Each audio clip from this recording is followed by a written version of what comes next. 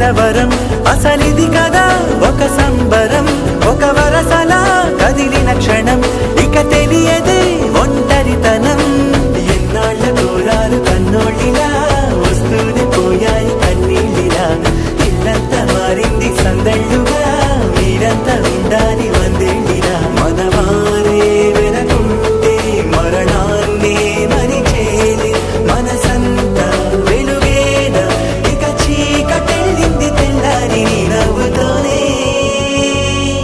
10 మంది